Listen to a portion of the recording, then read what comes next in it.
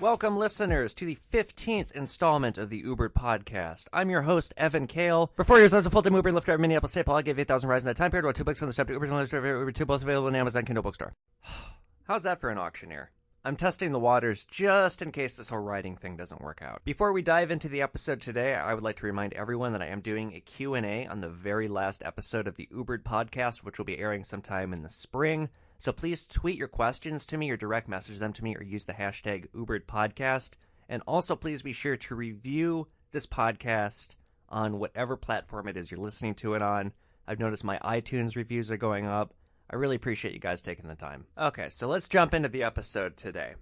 So for UBERED and UBERED 2, the books, I was able to generate a lot of press. I've been on local TV here numerous times. I've been in the newspaper. I've been on the radio. And the best piece of press coverage that I got was Channel 4 News here. They had me as a feature story on the 10 o'clock news. So I met with one of their lead anchors, Jason DeRusha, and he was in my car doing an interview with me. We were just driving around. One of the things that he asked me, and they didn't include this in the interview because it's kind of mean, he goes, "So what has this taught you about people?" And I looked at him and just kind of without really thinking, I just said that people are stupid. Because really, it's true, and I repeat this so many times in the book. When you're doing this job, you are interacting with the masses, and the bottom line takeaway is people are really fucking dumb. Like, I would hear things or witness things or see things, and I would almost want to pull over and say, "Okay, stop, time out. Repeat what you just said, but do it very slowly." You know, I'm talking like a woman on the phone bitching about her blood pressure, and she's got a Big Mac in her hand. Or like two people going to the casino, and one of them is bitching to the other how he can't make his mortgage payment because he keeps going to the casino, and how last time was the last time. It's like, okay, GPS says 5 more minutes. You know, if it wasn't some idiot who logic had eluded them their entire life, it was somebody who was drunk or on substance. It's not a pleasant takeaway. And the bottom line is, people are they're really dumb. And we're living in an age now where idiocracy is reigning supreme. And I'm not even talking politics. I'm just talking, like, look on Instagram. Look who's famous on Instagram and who's making a lot of money. It's the people that are spreading stupidity with a capital S. So when I gave this very callous reply to Jason DeRusha when he was doing the interview with me, I looked over at his face, and I could tell it was, like, not the answer he wanted to hear. He was just, like, he didn't like the answer. And I'm thinking to myself, like, I wish I could just take, like a pensive from Harry Potter. I wish I could just take all of my memories of all the stupid shit I had to deal with and let you drink it in just for a moment. I mean, to simply give somebody the pensive of being an Uber driver would lower their IQ by 20 points. Just talking about this right now is pissing me off. I don't know if you can tell there's some escalation going on in my voice. I'm catching myself right now because I'm starting to get agitated. Like, I'm sitting here. I do these podcasts in my bed. It's like I just sit here like a fucking quadriplegic, just like yelling into a microphone while my limbs lay worthless. I'm actually like shaking my fist as I'm yelling this shit right now. Okay, so calming down just a little bit. This episode is called Idiots of the Back Seat. This is all of the stupid shit that I witnessed, and by the end of this episode, you just might be weeping for humanity. So appropriately enough, the very first story that I want to talk about, trip 236, is called Stunning Stupidity. So here's the deal. Technology is a synonym of convenience. The whole reason it exists as a novelty is for its convenience sake, because it is better than the old way of doing stuff. That's the whole thesis of technology. That's what it is. It is an improvement to the past using some kind of a tool. So technology and rideshare go hand in hand because it's cutting edge technology at its finest. It's using a cell phone to hail an on-demand service and be transported. It was something that took over an industry that was broken, that was generating billions of dollars a year, and now it's hijacked it and made it its own. It's technology at its finest on many, many levels. Anyway, so one thing that always astounded me was this rideshare, this technological convenience, this thing that is built for the masses to be so simple. It was too hard for some people.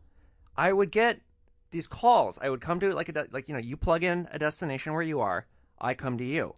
When I arrive, you get a notification that I have arrived. I have arrived wherever you have either dropped the pin using the app with your own finger, or wherever you have typed in. That is where I've gone. If you're somewhere else, that's not what you put in. I don't know that. But as I am going to you, if you put the wrong place in, you can correct it. Or, better yet, you can just see where I am. That's why this thing took off so well. Because when you would call a cab, you didn't get to see where the cab was. You just called and the cab would come. With this, you get to see in real time where the driver is. So there would be these times where, like, a lot of times it was at, like, corporate headquarters. Like, in this example, it's Best Buy's corporate headquarters in Bloomington. Where I pull up, right? My passenger is out prominently waiting for me. They have their phone in their hand. There's nobody else around. It is me, this vehicle, which they have been told is coming for them. They have the make, the model, the license plate, the color. They have seen it on a map in real time. As it arrives, they get a notification, like right then and there. So in this example, this guy, he's standing there. He's all alone. There's no other cars. I come pulling up, and he looks at his phone, like his body language indicates that, like, he just got the alert that I'm there. I pull up in front of him, and he stands there. And he looks at me, and he looks at the phone, and he looks at me, and he looks back at the phone, and I'm staring at him. I am so clearly his ride. And so he hesitantly walks up to the car, and he taps on the window, and I'm thinking, like, oh my God, I do not have time for this shit. Get in the fucking car. What is wrong with you? I put down the window. He goes, hi, I'm waiting for Uber. Are you my Uber? And my eyes just go wide, and I want to scream at him because, you know, I'm already having a frustrating day. So maybe it's just a little bit of mounting stress from the day anyway. But I'm just like, are you kidding me? So I look around. I look like all the way around like, could it be any of these other cars? Oh, wait, there are no other cars. There's especially no other BMWs. I'm here. I'm clearly your car. You have a picture of me. You have a picture of my car. Get in the fucking car. So I just say, like, I manifest all this frustration into as polite and obnoxious of an answer I can go, why, shucks, I sure am. Why don't you hop on in? Now, I know what some of you might be saying. Well, maybe it was his first ride. No, because this guy had one of those scores that was very specific, like 4.84 or whatever. When you start getting into the little decimals of those scores, that means it's a seasoned rider. Or it's somebody who's taken like at least 7 or 8 trips, so they know how it works. Anyway, what I'm talking about here, though, the stunning stupidity thing, this wasn't a one-time example. This happened all the time. Another thing that happened all the time was what I called tiny dick syndrome. Here's tiny dick syndrome. The passenger gets in the car. They are already put off by the fact that a person younger than them has a nicer vehicle than them. There's this weird insecurity that you can detect right away, and sometimes if they do choose to talk, all of the questions are like, there's some hostility in the voice. It's very weird and a very uncomfortable sensation. So that's how it starts. But then it's more about the navigation. So I've got Waze. That's what I was using for the bulk of my career. Waze is prominently displayed up so that you can see where we're going. I don't need your help, okay? Waze it's a fucking satellite GPS. Why the hell would I need your advice when this is telling me things that you don't even know in the back seat? But no. They have to insist that Waze doesn't know what Waze is talking about. Waze is wrong. They have a way that's faster and better. And there would be these times where I would just, if they start backseat driving and directing me, like, no, don't go that way, go my way, I shut off the GPS and I let them navigate us. Because guess what? They're paying for the ride. They're paying for every foot of it. And if they make a wrong turn, that's going to cost them.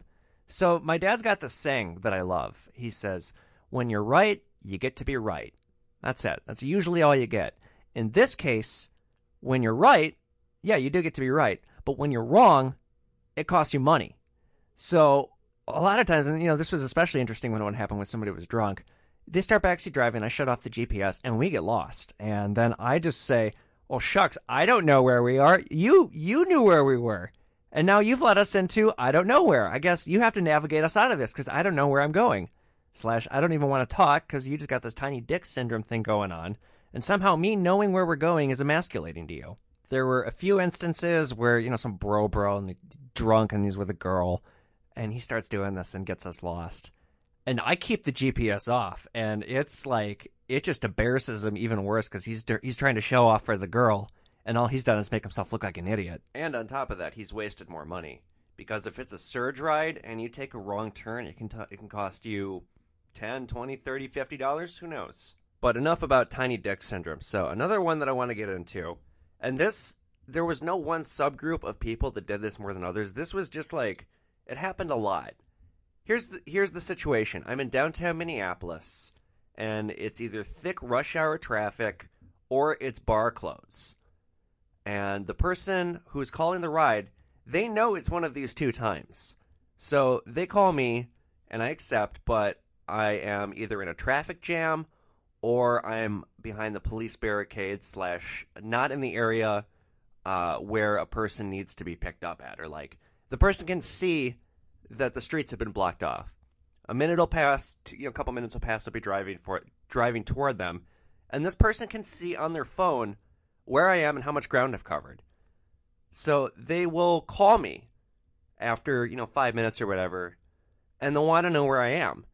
And I'll convey, I'm on my way to get you. It's either a traffic jam or you're standing someplace where I can't go and we have to meet at a new location. But the person, they might, I will communicate this, and depending on how drunk they are, the message will be received. If it's rush hour during the day, they always got it. But then they'll call back 2 minutes later, 3 minutes later, they'll text, and they'll be pissed that I'm not there yet. And it's like, I actually can't get to you any faster. What do you want me to do, mount the curb? This would happen all the time during rush hour, where there's no fucking way in hell I could get there any faster than I did. And I'm sorry it took 20 minutes to cover a few blocks. If you see that I'm in a traffic jam, perhaps you should walk to me. You can see on my phone where I am. It might be faster to get in the car if you just walk to me. Well, I never said this to people.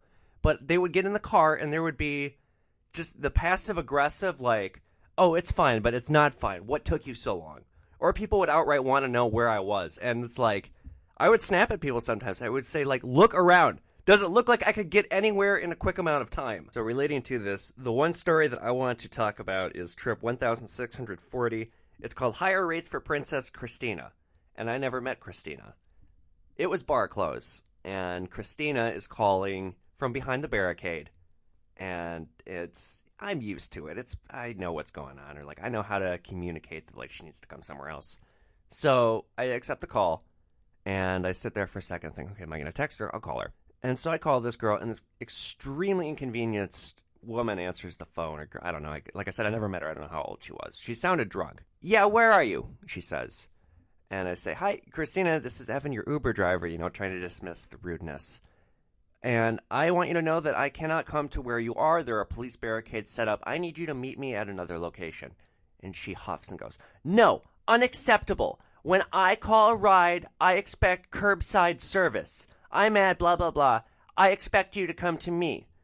And I'm like, are you kidding me? So I say to her, I go, perhaps you didn't understand me. There is a police barricade preventing me from getting to you. If you would like a ride, you need to come to me. And she holds the phone away, and she's like complaining to her friends, like, this fucking Uber driver thinks that we're going to walk to him. And so I go, okay, you know what, Christina, get a ride from someone else. Have a good night. And I canceled the ride on her, and I fined her the fee because it had been 5 minutes had elapsed. And if you're going to take up my most valuable time slot of the week over the fact that you don't want to walk 2 blocks, you're getting the $5 fine. $4 fine because Uber takes 20%. Anyway, so after I canceled, I looked at the map, and the surge price had doubled since I had canceled. So not only did Christina get a $4 fine or $5 fine, but on top of that, she was probably going to be paying double for that exact same ride by being snotty with me, because when a driver cancels, the rates will go up. So if she had simply said yes, she would have saved herself some money. All right, now we're going to shift gears here. So as a rideshare driver, you meet lots and lots of people, and you experience all kinds of different personalities, good and bad. You also hear and overhear a lot of things, and you interact with people that come from all kinds of different mindsets and walks of life. And so some of these people, they think some interesting things. They're not always right. One thing that happened a lot was passengers would often let their guard down around me, especially when they were drinking. One of the reasons for it was because I'm white. And a lot of Uber drivers here in Minneapolis are Somalian. So one of the things that people would say a lot, I would hear people get in, they go, oh my God, you're white.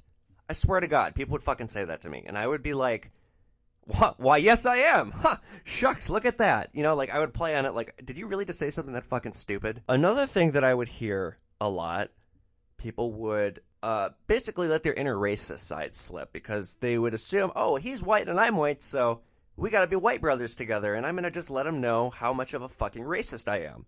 So I'd hear like those damn Somalians, or like, we gotta stick together now more than ever, we being us whites. People just assume because I'm the same skin color as them, I share the same fucked up backwards mentality. And the problem with it was, a lot of these people, they didn't arrive at these viewpoints yesterday. These are probably deeply rooted within them, and this ride that they're going to take with me, I could throw all kinds of factual data in their face, and it wouldn't change their opinion. There's no way, there's nothing I could possibly say to these people to make them change. So by simply engaging with them, I mean, it's hard on so many levels because you want to slap them, but you're not going to change their opinion. All you're going to do is get a bad score, and you're not going to get a tip. But you're crushing your soul a little bit in allowing something this ugly to kind of fly in the back seat. So it was a weird catch-22.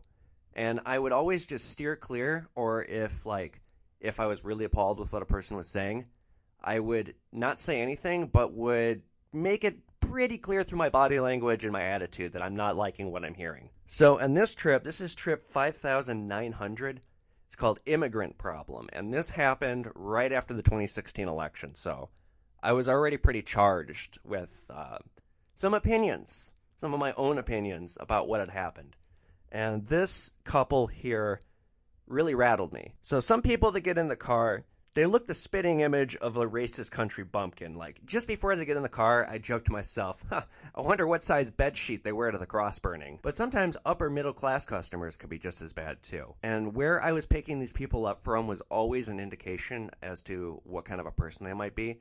So these two here, a person named Tommy is buying the ride. Tommy is a woman, and she's with her husband, and they're leaving Broder's Pasta Bar in South Minneapolis, which is like, it's a really good place. It's very upscale. But they're heading to the Crown Plaza Hotel in Bloomington. And when I was a busboy, I worked at the hotel across the street. And this whole area, like, if you're staying in this area, you might have some carny in your DNA. You just might.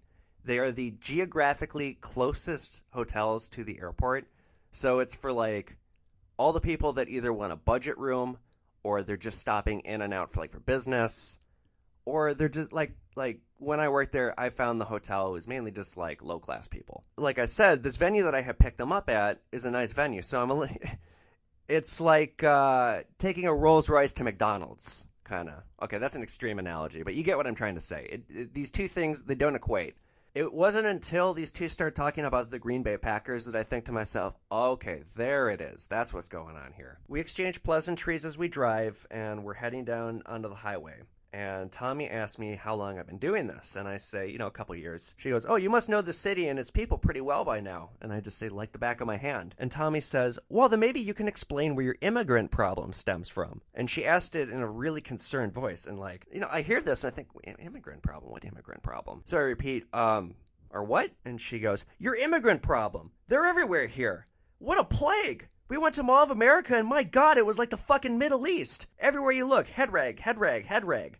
Where did they come from? It's like Planet of the Apes. I swear to God, this woman said this to me, and I'm thinking oh my God, I would pay anything to see you kidnapped and dispatched to Mogadishu. What a horrible, racist monster. So I'm thinking what am I going to get in your face? No, I'm going to just say something smart and clever that's true. So I reply, Minnesota has the highest Somalian population outside of Somalia. They fled violence in the 90s and have since become a part of our community. Very matter of fact, fuck you. And she scoffs and she's like, but why come here? It's cold. There's sand people. And it's like, oh my God. Yes, I can imagine being the product of severe inbreeding. Your Confederate cousin fucking mind has a very hard time understanding globalization. It's like, I don't want to get into this with you. You're making me uncomfortable. But this woman now, she doesn't seem to pick up on it. And her husband is quiet. I think he's got it that I don't want to talk about this. But she won't let it go. So she says, I know why. It's those damn Democrats. Flying them over here to stuff our ballot boxes with their votes. Voter fraud is a serious problem, young man. Did you know that? And I almost am driving off the road at this point because this woman, it's like she's actually reading from a script to try and piss me off. But again, to argue with her is only going to make my score go down. I'm sure not going to get a tip, and there's no way in hell I'm going to convince this woman that she's a fucking idiot. So instead, I'm going to just I'm going to play this really innocent. So I say to her, so how is it they can vote if they're not citizens? And she repeats to herself in amazement, how can they vote if they aren't citizens? They become citizens. And again I go, how?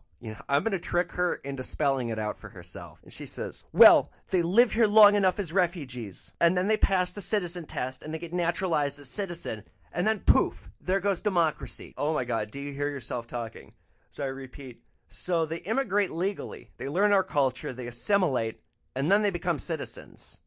I mean, what you just described to me sounds more like the American dream than the American nightmare. And I can tell, she's not replying, but I can tell based on her breathing that I have seriously struck a nerve with that one. My thought is now the husband wants to jump to his wife's defense, but he knows better than to do this. He's got better manners. So Tommy says, look, I'm all for immigration. Don't get me wrong.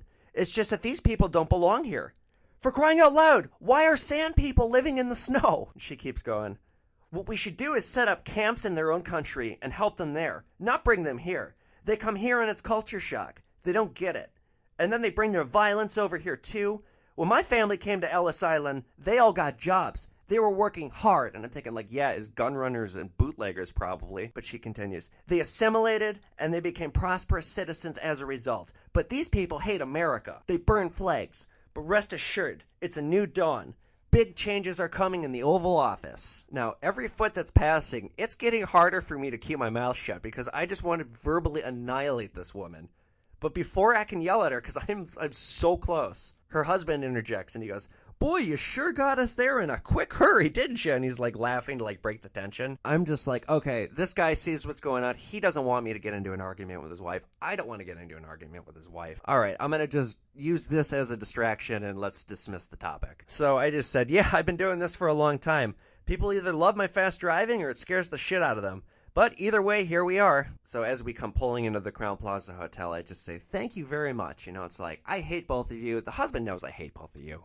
But I'm going to still give you 5-star service just in case you want to give me a tip. Tommy's husband says, take care. And Tommy fishes a few dollars out, sets it on my center console, puts a hand on my shoulder, and says, bless you, young man. Stay strong. And I'm thinking, like, I think he meant to say white power. So I gave Tommy 1 star because this is Lyft, and in the comments section, I wrote, you should ban this racist piece of shit from your platform. I guarantee you they didn't do anything, and that's because, like any good steward of capitalism, Uber and Lyft only see one color, green. But the best/worst part about Tommy and her husband was they weren't even drunk.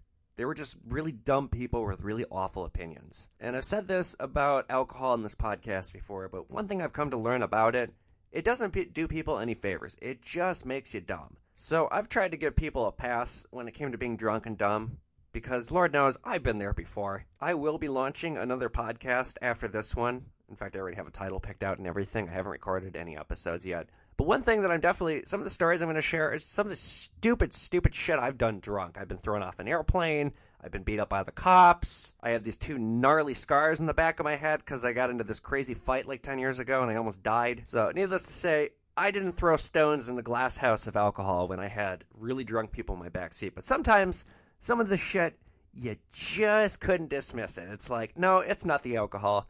You're just an idiot. The big one was you heard crazy DUI stories from people. Like, at least once a week, I would pick somebody up that could no longer drive because they had gotten a DUI, and they now relied on Uber or Lyft to get around everywhere. I'd hear all kinds of stuff like, oh, I blew some crazy blood alcohol content, or like, oh, I hit like 3 cars, or my favorite one, a woman told me she got a DUI in her parking lot because she just went down to her car, and there happened to be a cop in the parking lot. This is a private property building. Somehow, just digging something out of her car while drunk, she got a DUI. I don't know. I still don't know if I believe that, because the woman herself kind of seemed like an idiot. But that was one of the more ridiculous ones. But the most ridiculous DUI story I've ever heard is called Epic DUI. It's trip 1724. It's a hot summer day. It's the middle of the afternoon, and I pick up this, I bet this girl was like 5'1", tattooed up and down, young, like late 20s. And I pick her up in Edina, and she stresses that she is in a hurry, and she absolutely has to get to the other side of the city in like a ridiculous amount of time because she's going to be late. So she goes on to tell me she's going to be late for a DUI class, like a court-issued class, and if she's late, she's fucked. So I have her tell me about the DUI story because I like hearing about them. Well, this tiny girl has the biggest, most grandiose story I've ever heard by far. It's St. Patrick's Day, and she's out drinking, of course, always the best night to drive drunk, St. Patrick's Day.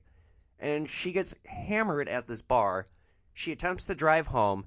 She crashes her car into another car, sends the other driver to the hospital.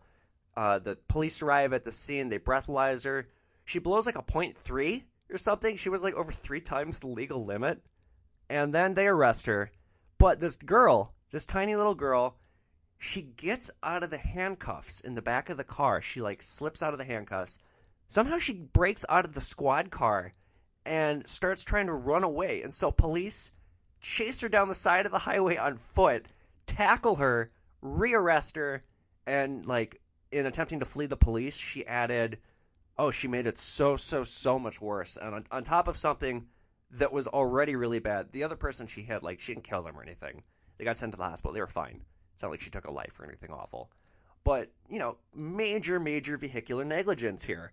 So it was all kind of up in the air what was going to happen, because I think it was July. I picked her up, so it had been a few months, and she still had a lot pending with what was going to happen, but, like, probably was going to be doing some serious time behind bars. Like, well, okay, not serious time, but she said she wouldn't be surprised if she got 2 years.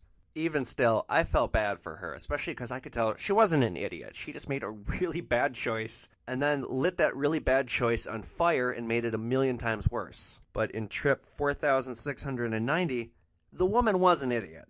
So this story is called Drunk Escort, and this was about a year later, same time of year in the summer. It's the evening, and I arrive at I think I was at the Hewing Hotel. It had just opened up. Now, let me talk about the Hewing for a second. It's this super bougie hotel that has just opened up in downtown Minneapolis on Washington Avenue. And my joke is, it's not called the Hewing, it's called the Ewing.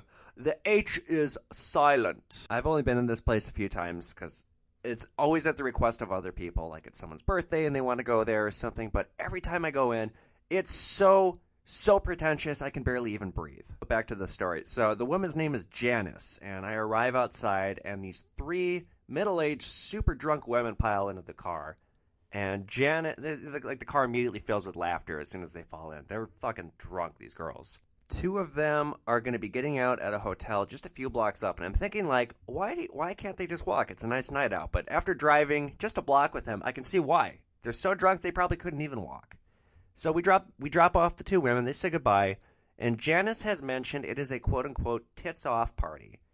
Apparently, Janice is going to be having a double mastectomy, and so is celebrating her last night of having boobs, or like her last like full week of having boobs or something. I don't know. She's got this surgery coming up very soon, so she has celebrated and gotten drunk with her friends.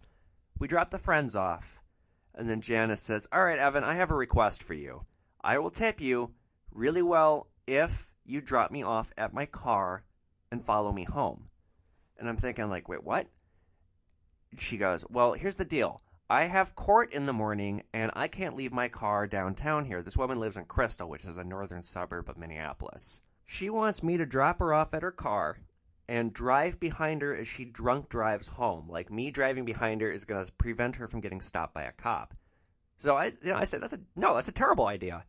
And she insinuates that she's just going to have me drop her off and drive home anyway. So it's kind of like, she's kind of guilt-tripping me about it, and it's also like, okay, do I want to hand the monkey the gun, or do I want to put the gun down and turn my back and wait for the monkey to do something? It's probably better if I supervise this than if I just let her do her own thing. So I very reluctantly agree, but I say, here's the deal. We are not driving on the highway. We are only taking the streets. And if I deem you a threat to the road in any way, I'm going to flash my brights at you. You're going to pull over, leave your car where it lies, and I will take you home the rest of the way. So after much reluctance, she agrees to this. I drop her off at her car. We drive for maybe about a mile. We leave the downtown area, and this woman is all over the road. She is so drunk and so dangerous. So after she blows a stop sign, like, I can't have her do it in Minneapolis. I know she just probably wouldn't even pull over. As soon as we're out of, like, the Minneapolis downtown area, I'm flashing my brights like crazy at her, like, no. And I threatened her. I said, too, by the way, if you ignore me and you don't pull over, I will call the cops on you, and I will follow until the cops come. So she pulls over in this neighborhood, and she's pissed at me. She's like, I could have driven home. And it's like, no, you couldn't have. You're going to hit somebody. You just blew a stop sign back there. So she's really bitter, and she's really mad that I have to make her come back. She's got to wake up in the morning and Uber back to her car and take it to court. And she keeps saying, I have court, and I'm thinking she's a lawyer. So finally, as we're pulling into her driveway, I go, what do you have to go to court for in the morning? And she says, I had a DUI. I had no words for her after that. I didn't say goodbye. I didn't say anything. I just thought, you actually might be the dumbest person alive. I mean, really, I just couldn't believe that when she said that. That was one of those things where after she got out of the car, I pulled over and I just sat there quietly for about 2 minutes, like trying to wrap my head around that level of stupidity. But let's move on. I have 2 stories that happened within about 2 weeks of each other, and they happened in my first year of doing rideshare. This first story is trip 808. It's called The Grieving Son. It was about midnight on a Tuesday or a Wednesday night in 2015 in the winter. It was like January or February. And I had seen a movie with a friend, and then the friend, he went home because it was late and he worked a normal job. So I was going to go out driving for a little bit. So I ended up in the uptown area, and I pick up, it's 3 people getting into the car. And as I'm pulling up to them, I notice one of the guys has on, like, the nicest coat I've ever seen. You could tell sometimes when money people were getting into the car based on the way they were dressed. And this guy, I could see this guy's coat from a block away. It was so nice. And I liked it when wealthy people were getting into the car. The one thing I didn't like was the mentality of me being the help was always present, and that was just a little demeaning. But these people, they generally tipped. They were never too drunk. I mean, sometimes they were, but it wasn't very often. And when they were, they usually just tipped more because they were apologetic about their behavior. Anyway, so these 3 load up into the car, and I'm saying hello, and the one who's in the nice coat is so drunk he can barely get into the car, and just the stink of whiskey fills the car, and his loud, drunken voice is booming over the music. So these guys aren't going very far. We're going to drop this one off first, and then we're going to drop the other 2 off. It's like a boyfriend and a girlfriend, and they're out with their other friend. And the other friend, his name is Duffy. How you doing? My name's Duffy. Duffy's in the middle of a story when he gets into the car, and he keeps telling the story, and this dude is so drunk. And so I'm kind of putting my finger into my ear because he's so loud. And the girlfriend is sitting in the passenger seat, and she's a little embarrassed about this too. So she's kind of looking over apologetically at me, but she's not really saying anything. And Duffy's stuck a dig with the story, and I don't know what the fuck this guy's even talking about. I couldn't tell you where the story began, what it was about, or where the story was going to save my life. This guy is just, incoherently rambling so loudly. But luckily, his house wasn't too far away. So after only about 5 minutes of driving, we end up at this South Minneapolis, a nice home, probably about a $500,000 house. And we're sitting out, and Duffy is still talking, and he's still going on with the story. And the passenger in back, Duffy's friend, who's buying the ride, says, okay, Duffy, are you going to get out? We're here. And Duffy looks, he goes, what are you talking about? And the friend is like, Duffy, we're at your house. And he looks out the window and he goes, what the fuck are you talking? This is not my fucking house. And I'm just sitting there quietly because, I don't know. I'm just met this guy. I don't know if we are at his house or if, someone has made a mistake. He seems very certain we are not at his house. And so then the girlfriend in front goes, Duffy, that's your house. Don't you recognize your own yard statue?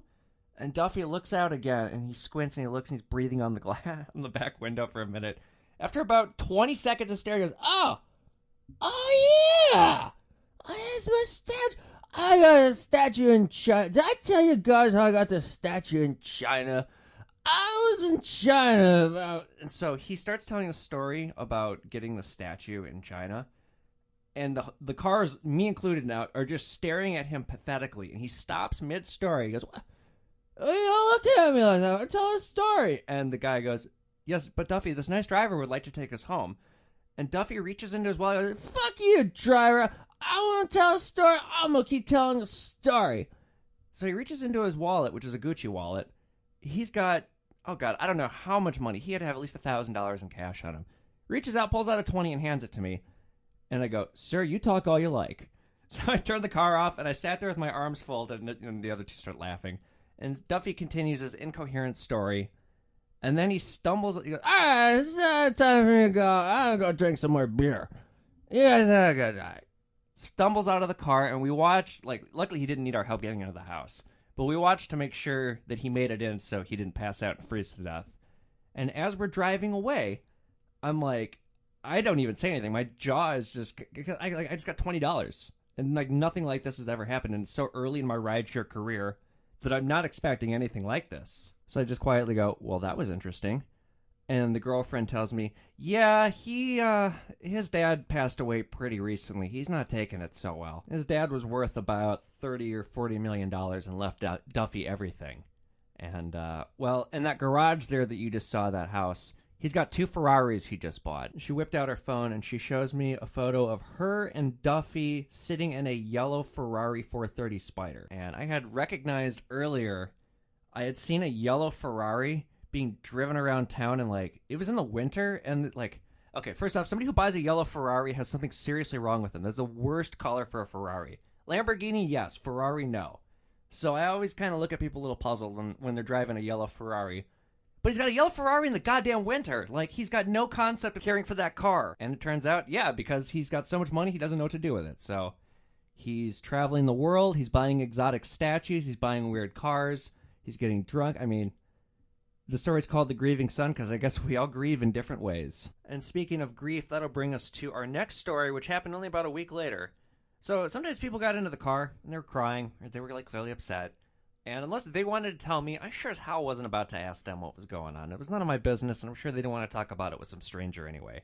But this time around, this woman gets into the car. I don't know if I've ever heard anyone crying like this.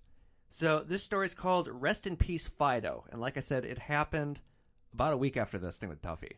It's trip 823, and it's late at night on a weeknight. I think it was Monday or something. Freezing cold out, and it's 2:33 in the morning, super late. So I arrive in Richfield, a suburb of Richfield, and it's a woman buying the ride. It's a Lyft ride, and she comes out of the house, and I can hear her crying from the time she opens the door. And so just the wailing is getting louder and louder, and she gets into the car. It's full-on waterworks, ear-piercing shrieks. And she goes, he's gone! He's gone! Oh! And it's clearly someone has died. So, and she's making it, it's kind of hard to ignore this. It would almost be mean to ignore it when she's talking as if to engage me about it. So I say, very quietly, I'm sorry, has someone passed? I'm thinking, my dad's dad or, her brother just got killed. Something awful and sudden. He's gone! Oh! The dog is gone! Oh, your pet died. Good Lord. Well, it wasn't even her pet. We're driving to a friend's house. She has just gotten a text, this woman, her name is Tamara, that the friend's dog has died. And so she's going to comfort her friend. But the way she's carrying on about it, it's this is the most tragic thing that's ever happened to her in her life.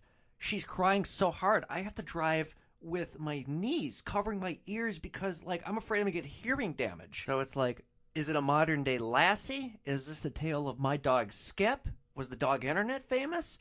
No. There is absolutely nothing remotely interesting about this dog whatsoever. It wasn't special. They didn't even have it for very long. It couldn't do any tricks. This woman had nothing noteworthy about this dog whatsoever, and her reaction to its death, I swear to God, this woman had never lost anyone in her life. She had no idea how to cope with a dog that wasn't even hers, that didn't even do anything special. 10 awful minutes later, we're pulling up at this friend's house, and she's getting out, and she can't even say goodbye. She could barely even walk out of the car. I have to watch to make sure she doesn't bowl herself over and break her own neck because she's sobbing so hard. The first words out of my mouth as soon as she was in the house, I rub my ears. I go, oh, Jesus Christ, my poor fucking eardrums. All right, I'd like to stop talking about drunk behavior because it's giving me a headache just recounting it, but let's talk about some, I guess it's kind of related to drunk behavior. So one thing that just drove me nuts with the idiots at the back seat was they would break something in my car, and I would always remind myself of the internet quote, this is why you can't have nice things. I've said it before in this podcast. People would constantly ask, why do you have a nice car? And the bottom line was, well, it's for you. This is a service business I'm running here, and the finest way to give good service is to have a good product. And that doesn't just mean me as a driver. More importantly, it means the vehicle that I am driving, the thing that you're sitting in. So when people would get drunk and they would break something in my car, and because of the way Uber and Lyft are structured as an independent contractor, you don't get reimbursed for it. I mean, unless you can prove who did it and prove beyond a reasonable doubt that they did it, you're on your own with this kind of stuff. So in this example, I want to talk about, it's trip 5,415. It's called the expensive part.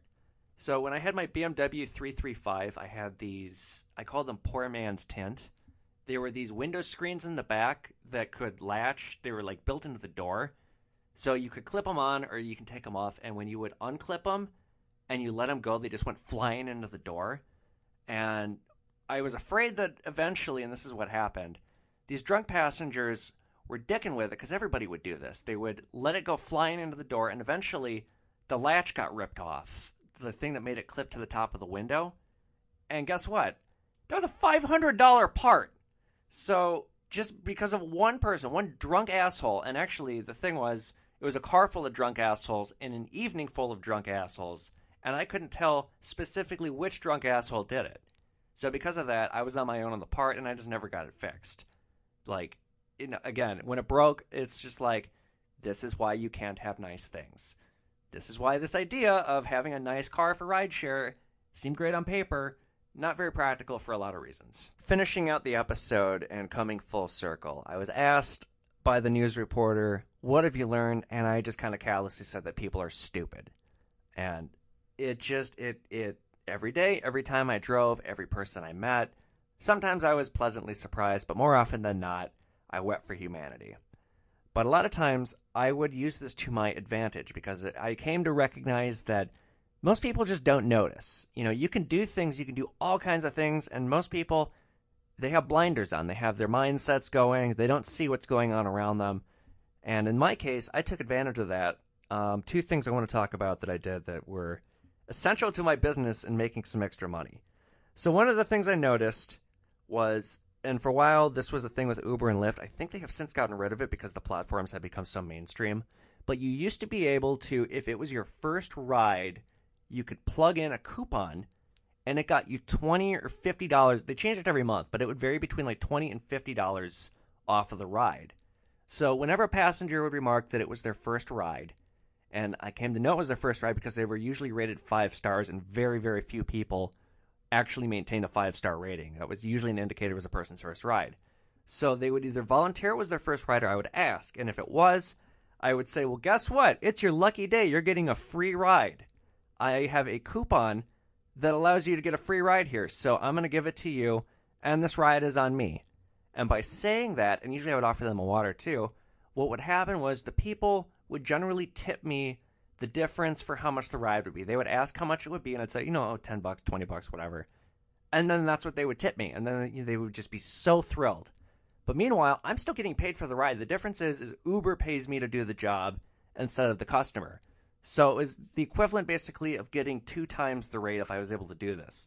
Now, eventually, either more drivers like me caught on to doing this, or enough people had signed up with the service that it wasn't new, and therefore, who cares about your first ride? They have enough customers built in. They don't need new customers. But I would pull these coupons off of Google, and I noticed, as of 2 years ago, they started getting hard to find. So, to my knowledge, this isn't a thing anymore. But, oh God, I made well over $1,000 doing this. I don't know how much I made, but certainly over $1,000. This last thing that I want to talk about, I don't think it made me any money, but it was always a great trick, and it always cracked me up inside, knowing what I had said and done. Part of my business strategy was doing Uber and Lyft at the same time. If you want to hear more about that and my differences between the two companies, listen to my episode 5, The Differences Between Uber and Lyft. Anyway, sometimes what would happen is, as I would be pulling up for a passenger on one service, I would kind of discreetly take my phone and turn on the other service to start accepting calls. And so that was the best way to maximize my time, because especially far out, if I'm dropping a person off, I might be waiting upwards of an hour. So I need to be accepting the next ride or looking for it as early as I can. But sometimes what would happen was a person would say, oh, do you mind if we stop at this gas station quick? Or do you mind if we make a second stop really fast? Like something they hadn't put into the app or something they didn't warn me about prior. And sometimes this would happen after I had already accepted another ride. So I couldn't cancel because that would penalize my driver's score. So what I would have to do is just really quickly do the second ride, but pretend like it was on the way to the new passenger, and if the new passenger ever asked, I would always try and make up an excuse for what happened. Now, what I didn't realize until probably about 7 or 8 months into driving, passengers would sometimes be watching me on the app to see where I was going, and they would see that it doesn't look like I'm going toward them at all. Or other times they would see that I was driving really fast, and they would cancel on me out of alarm for my need for speed. At least that's what I think, because I would mysteriously get canceled on sometimes when I would be driving fast. But that's neither here nor there. Anyway, so what would always happen when people would get in, they would be very puzzled because they'd want to know, well, you sure took a funny way of getting here. What were you doing going around in circles for? And it's not like, oh, I had another passenger in the car and your bitch ass was waiting because I wasn't done with them yet. What I would instead say was, there was a terrible accident. I'm sorry, I had to get around it. Traffic was crazy. They had all these roads shut down. I would tell them about this fictitious accident that never took place, and I would cite 2 streets where it took place. And those would always be 2 streets that I knew that we would not be driving down. So they would have no way of knowing. Then I'd add some like random detail, like, oh yeah, it was like, oh man, it was a Corvette, but it was an old one, and it looked like it got crunched. There was an ambulance arriving on the scene, broken glass everywhere. Crazy wreck. They look like they shut down the whole street for it. Check the news tonight. It's definitely going to be on there. With that, listeners, that's going to do it for this edition of the UBERED podcast. I'm your host, Evan Kale. Again, check out my books, UBERED, My Life as a Rideshare Driver, UBERED 2, and Wolf in the Jungle. They're on Amazon, and if you live in the Minneapolis-St. Paul area, they're at the Hennepin County Library as well. I'm going to remind everybody that I will be doing a Q&A on my final episode to air in the spring. Tweet your questions at me. You can direct message me or use the hashtag UberedPodcast. Be sure to subscribe to the show, and if you could leave a review, I would really appreciate it. Listeners, you have been Ubered. I'm Evan Kale, signing off.